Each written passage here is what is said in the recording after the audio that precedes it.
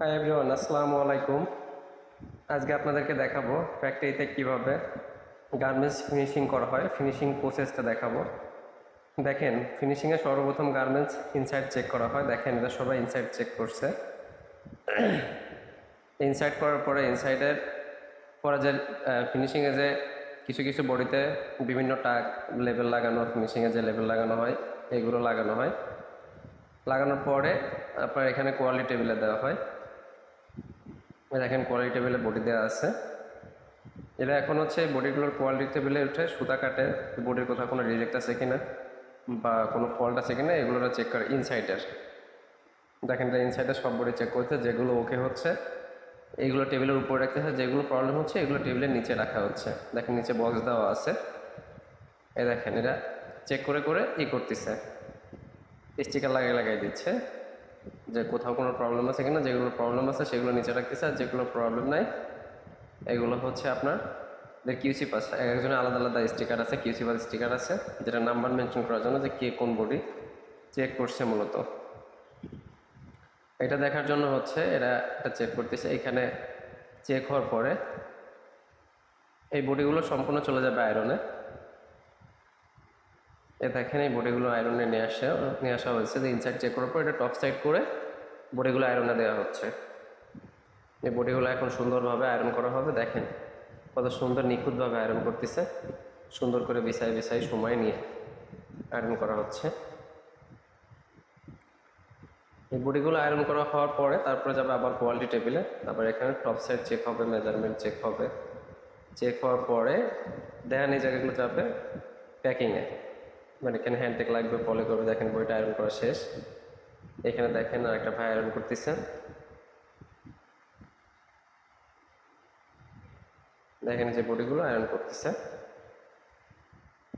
এখানে অনেক iron machine আছে, এটা আপনি একটু পরে দেখতে পারবেন যে কতগুলো আয়রন মেশিন আছে এখানে, আর কতগুলো লোকে কাজ করতেছে। যে ভাই টি শার্ট আয়রন করতেছে, দেখেন এখানে কতগুলো আয়রন মেশিন আছে, মিনিমাম 20 থেকে 25টা।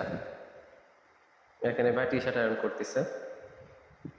এই যে একটা টি শার্ট আয়রন আপনাকে ফুল প্রসেস দেখায় কীভাবে আয়রন করা হয়।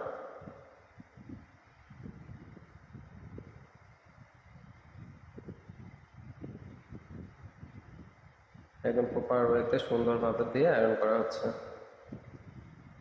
সুন্দরভাবে ফ্ল্যাট করে যাতে কোথাও বেঁকা তেরা কোনোভাবে না থাকে, একদম বাইরের যে রিকোয়ারমেন্ট অনুযায়ী আর কি, রিকোয়ারমেন্ট অনুযায়ী জিনিসটা আয়রন করা হচ্ছে। কতটুকু ভাঙতে হবে, কতটুকু রাখতে হবে, এটা দেখার পরে আয়রন করা হচ্ছে। দেখেন,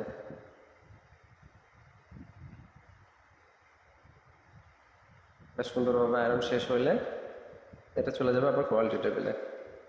ওয়েট করেন, আমরা কোয়ালিটি টেবিলটা দেখাবো। এই যে বডিটা আয়রন করা শেষ, তার একটা বডি নিল। প্রায় একটা বডি আয়রন করতে মিনিমাম আপনার 1 মিনিট মতো লাগে। 1 মিনিট 50 সেকেন্ড থেকে 1 মিনিট মতো লাগে একটা বডি আয়রন করতে প্রসেস অনুযায়ী। দেখেন, আয়রন শেষ। এখন হচ্ছে আপনার এগুলো আবার কোয়ালিটি চেক টেবিলে নিয়ে চলে আসছে। এখন হচ্ছে টপ সাইড চেক হবে, দেখার জন্য একটা প্রসেস চেক করতেছে। দেখেন, টোটাল উপরে নিচে কোথাও কোনো সুতা আছে কিনা বা কোথাও কোনো সুইংয়ের ফল্ট আছে কিনা, যে স্টিচ গ্যাপ পড়ছে কিনা বা কোনো অল্টার আছে কিনা। দেখেন, একজন একজন টপ সাইড চেক করে, একজন ব্যাক সাইড চেক করে, আলাদা আলাদাভাবে চেক করে। দেখেন, এরা সবাই চেক করতেছে।